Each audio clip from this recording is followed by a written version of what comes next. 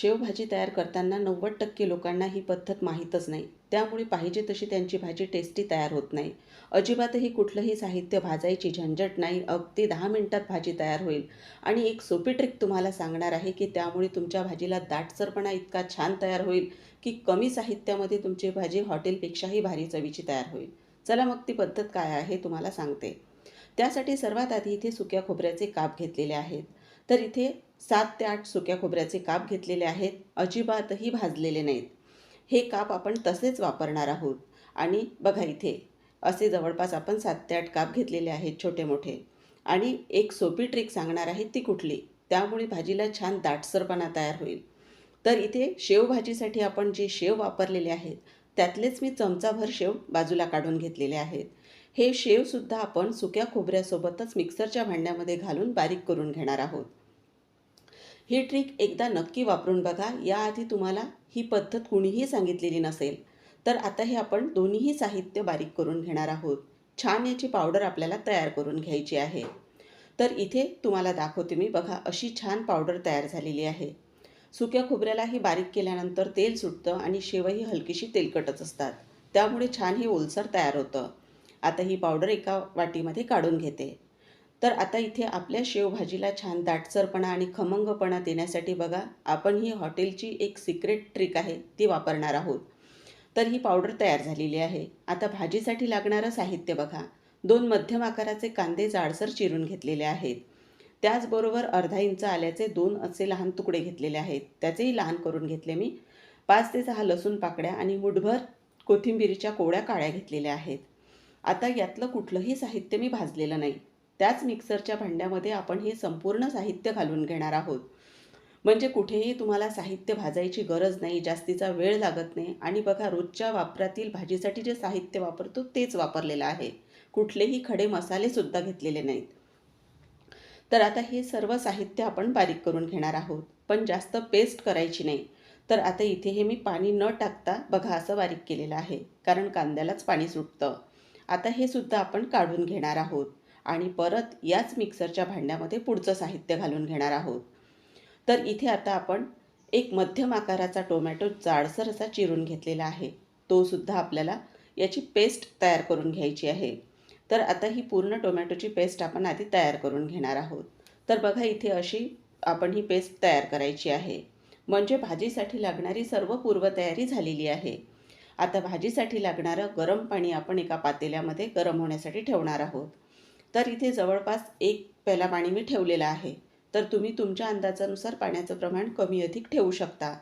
आता हे पाणी मी गरम होण्यासाठी ठेवते आणि नंतर मग आपण भाजी फोडणीला घालूया. तर आता आपण भाजी फोडणीसाठी कढईमध्ये तेल गरम होण्यासाठी ठेवलेलं आहे. तेल गरम झालं की यामध्ये सर्वात आधी आपल्याला पाव चमचा एवढा हिंग घालायचा आहे. आणि चमचा इथे तुम्ही बघू शकता फार जास्त मोठा घेतलेला नाही.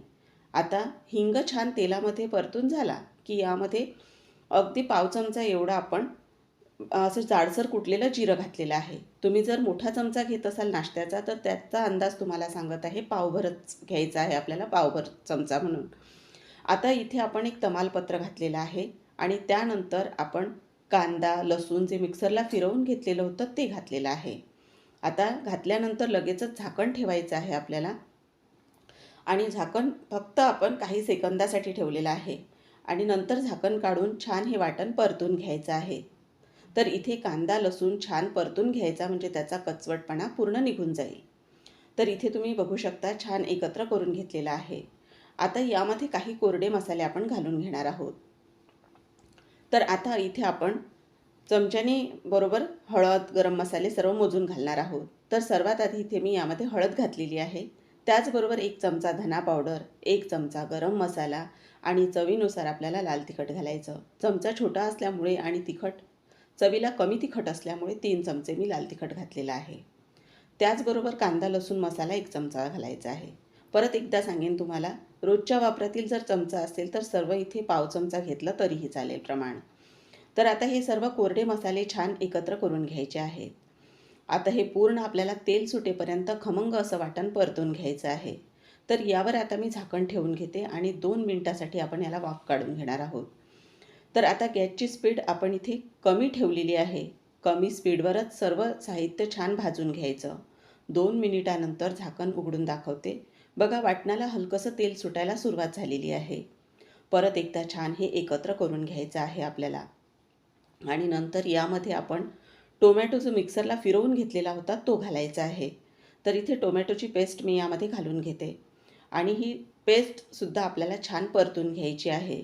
असं एकदम सर्व साहित्य न घालत एक एक साहित्य यामध्ये घालणार आहोत.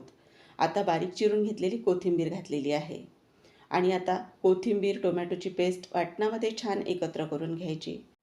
तळाला हलकासा मसाला चिकटतो तो काढून घ्यायचा असा.